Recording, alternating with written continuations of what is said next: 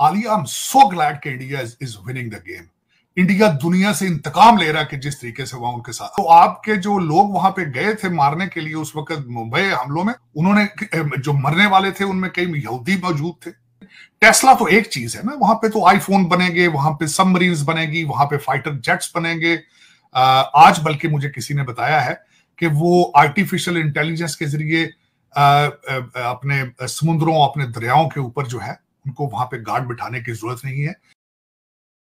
और इन सर्कमस्टांसेस में एलएटी, लश्कर तैयबा को दहशतगर्द ऑर्गेनाइजेशन करार देना, देखें वो जख्मी थे हमेशा, वो आपको ये कहते रहे कि हमें प्रूफ दें एलएटी के खिलाफ हाफिज सईद के साथ ये सारा कुछ करें, आपने नहीं किया।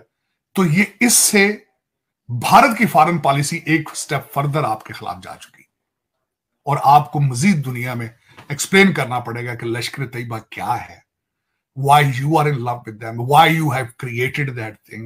और इंडिया की इस सिलसिले में अब क्योंकि अब एनिवर्सरी है ये उसकी, 15 साल हो गए, तो अब उनको और भी ज्यादा कहने को मिल जाएगा। नहीं, उनको मिलेगा। दूसरा आलिया, मैं यहां बताना चाहूंगा कि उनकी एनिवर्सरी पे एक वजह यह भी थी कि वो आपके जो लोग वहां पे गए थे मारने के लिए उस वक्त मुंबई हमलों में, उन्होंने वहां पे जाके सिनेगाग में भी घुसे थे।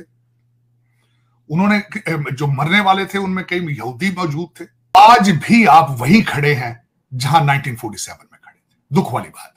और साजिद साहब, हम वहीं पर खड़े हैं जहां पर 1947 में खड़े थे, जबकि इंडिया जो है वो वहां पर पहुंच चुका है कि अब टेस्ला की फैक्ट्री लगने जा रही है इंडिया में। खबर, उसकी डिटेल्स अब सामने आई हैं। देखिए, उसमें आप तो टेस्ला की बात कर रही हैं, टेस्ला बिल्कुल, बल्कि मैं पिछले दिनों मैंने ऑब्जर्व किया था कि उनके ट्रेड मिनिस्टर जो थे वो यहाँ अमेरिका आए, वो टेस्ला की जाके, और टेस्ला मुसलसल नेगोशिएट करता रहा है। टेस्ला ने पिछले दिनों में टैरिफ अपना जो है अपने प्रोडक्ट्स के ऊपर नेगोशिएट किया भारतीय गवर्नमेंट के साथ, और उसके बाद ये सारी डीलें चीजें हुई हैं। लेकिन टेस्ला तो एक चीज है ना, वहां पे तो आईफोन बनेंगे, वहां पे सबमरीन्स बनेगी, वहां पे फाइटर जेट्स बनेंगे।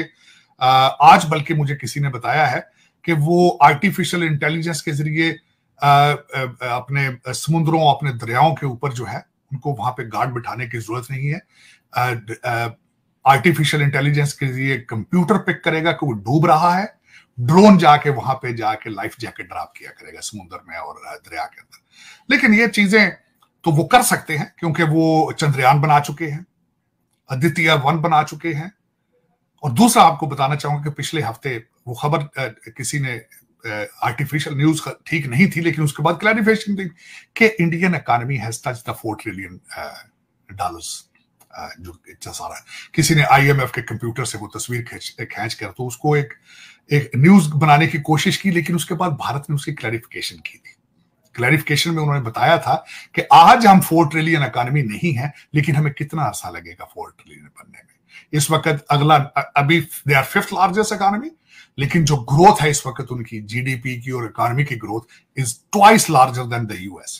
और दूसरा उसमें बताना चाहूंगा, अगला टारगेट उनका जापानीज है, जापान को क्रॉस करने के बाद उसके अगला टारगेट उनका जर्मनी की इकोनॉमी होगी। Alia, I am so glad कि India is winning the game. India दुनिया से इंतकाम ले रहा है कि जिस तरीके से वहां उनके साथ, मेरे अबाव इजाद के साथ जलालत करते रहे ये लोग काबुल वाले आके, किस तरीके से इन्होंने बिहेव किया है।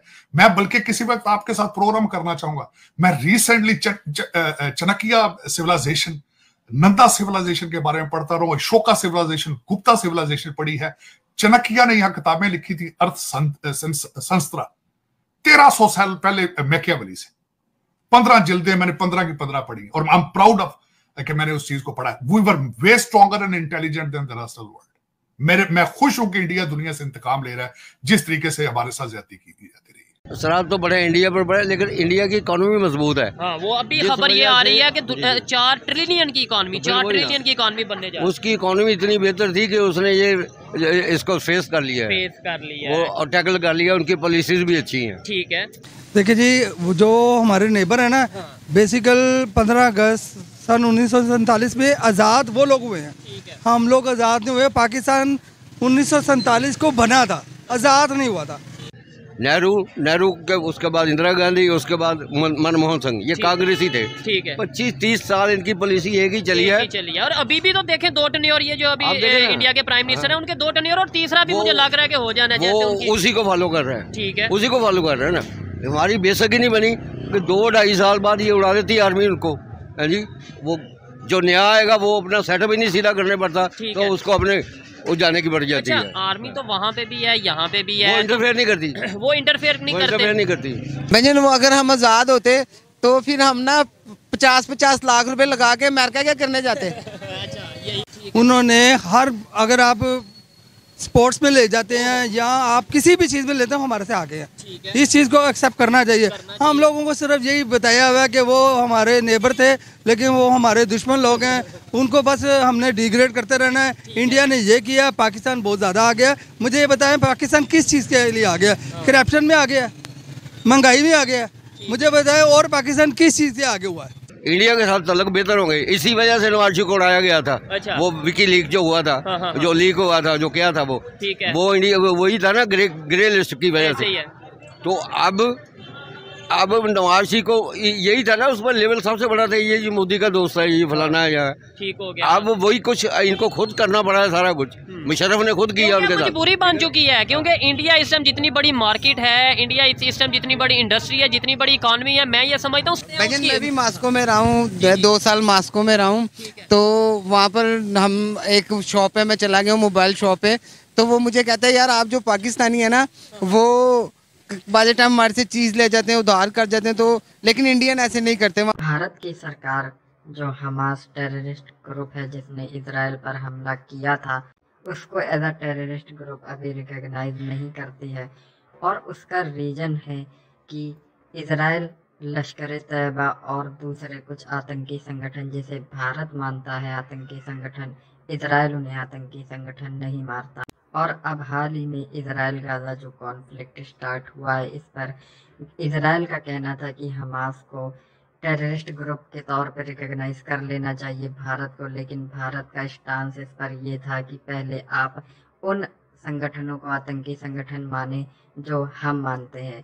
इसीलिए इजराइल ने लश्कर तैयबा जिसका हेड हाफिज सईद है और जो 26/11 हमले के पीछे संगठन था, वो संगठन लश्कर तैयबा के नाम से जाना जाता है, और इजराइल ने अब इसको एक आतंकी संगठन के तौर पर रिकॉग्नाइज कर लिया है, जिससे लश्कर तैयबा को एक बहुत ही बड़ा झटका लगा है। आने वाले समय में ऐसा भी हो सकता है कि इजराइल कुछ और संगठनों को भी आतंकी संगठन घोषित करे जिसे वो अभी आतंकी संगठन नहीं मानता, और आने वाले समय में फिर हमास को भी भारत की सरकार आतंकी संगठन के तौर पर रिकॉग्नाइज कर लेगी। इस पर पाक मीडिया का कहना है कि अब पाकिस्तान के लिए और ज़्यादा मुसीबतें आने वाली हैं, और उसका रीज़न ये है कि जो इजराइल है वो बहुत ही इन्फ्लुएंशियल देश है, और जो भी इजराइल बोलता है अमेरिका उसका साथ देता है। तो ऐसी स्थिति में अब पाकिस्तान पर और एक्स्ट्रा दबाव पड़ने वाला है लश्कर तैयबा को ख़त्म करने के लिए,